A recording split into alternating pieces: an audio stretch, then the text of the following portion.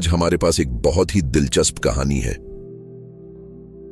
ये कहानी एक ऐसे लड़के की है जो बहुत आलसी था, लेकिन असल में वह काफी समझदार भी था। इस कहानी के अंत तक हम सीखेंगे कि एक आलसी इंसान भी मेहनत करना कैसे सीख सकता है और अपनी आलस पर कैसे जीत पा सकता है। एक समय की बात है, एक छोटे से गांव में रिहान नाम का एक लड़का रहता था। वह अपने माता पिता के साथ गांव के किनारे बने एक छोटे से घर में रहता था। रिहान बहुत आलसी था। वह हर दिन अपने पिता की खेतों में मदद करता था, लेकिन उसका काम सिर्फ इतना होता था कि धान की फसल खाने आने वाले पक्षियों को भगाए। ज्यादातर लोग पक्षियों को भगाने के लिए लाठी या गुलेल का इस्तेमाल करते थे, लेकिन रिहान ज्यादा मेहनत नहीं करना चाहता था। इसलिए उसने खेत के अलग अलग हिस्सों में लकड़ी के खंभे गाड़ दिए और उन्हें रस्सियों से आपस में बांध दिया। अब वह जमीन पर लेटकर सिर्फ रस्सी हिलाकर ही पक्षियों को भगा देता था। उसके पिता को उसकी इस आलसी आदत की चिंता रहती थी। वे सोचते थे, अगर मैं बीमार पड़ गया तो रिहान सब कुछ कैसे संभालेगा। लेकिन क्योंकि रिहान अपना काम पूरा कर देता था, इसलिए उसके पिता कभी उस पर गुस्सा नहीं होते थे। एक गर्मी के मौसम में जब सूखा पड़ा हुआ था, रिहान के पिता बहुत बीमार हो गए। अब पूरे खेत की जिम्मेदारी अकेले रिहान पर आ गई। उसने कोशिश तो की, लेकिन वह मेहनत करने का आदी नहीं था।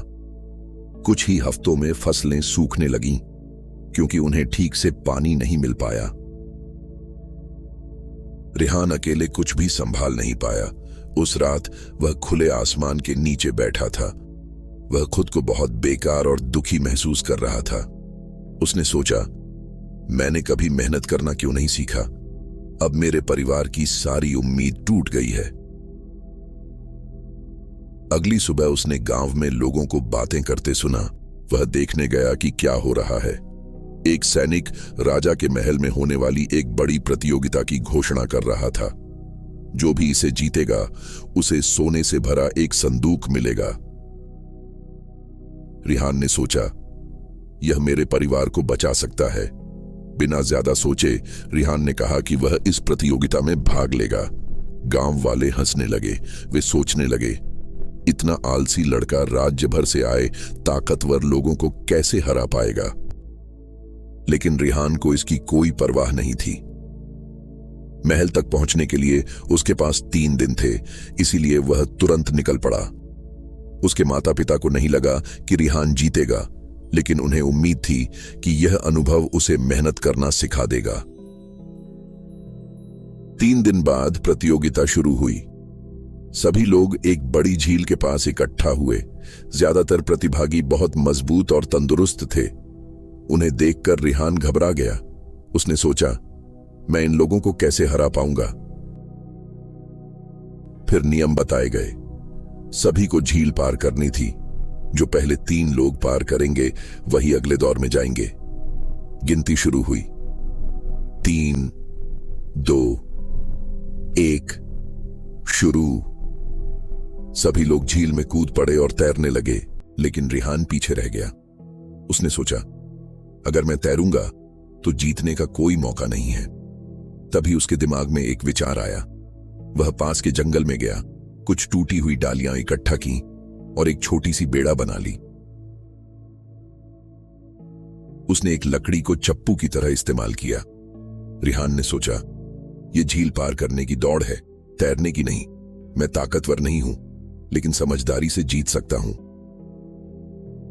जब बाकी लोग तैरते तैरते थकने लगे, रिहान धीरे धीरे लेकिन लगातार आगे बढ़ता गया।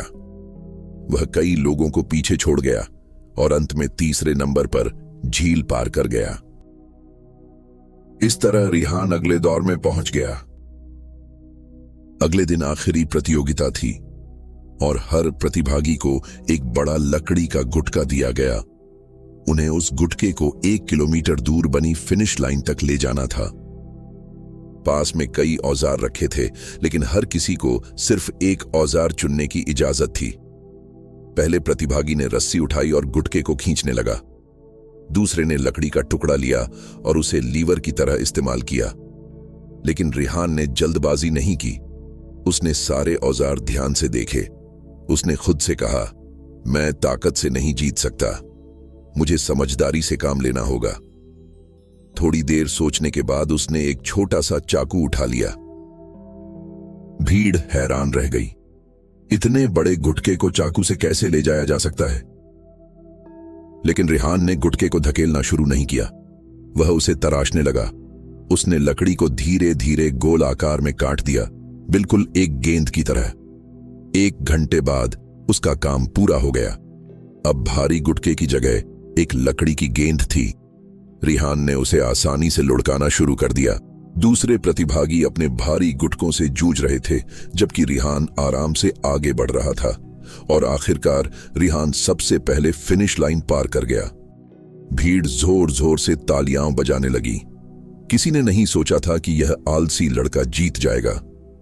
यह कहानी हमें सिखाती है कि आलसी लोग भी समझदार हो सकते हैं, लेकिन कुछ बड़ा करने के लिए उन्हें एक मजबूत वजह चाहिए। जैसे रिहान के लिए उसका परिवार उसकी वजह था। इसलिए जब भी आप आलसी महसूस करें, मेहनत करने के लिए एक मजबूत कारण ढूंढिए। चाहे वह आपका परिवार हो, आपके सपने हों, या खुद को साबित करने की चाह। अगर आप भी आलस से गुजर रहे हैं, तो आपको बस एक सही लक्ष्य और प्रेरणा की जरूरत है। Hi, this is Motiverbs. Thanks for watching. Stay tuned. Stay blessed.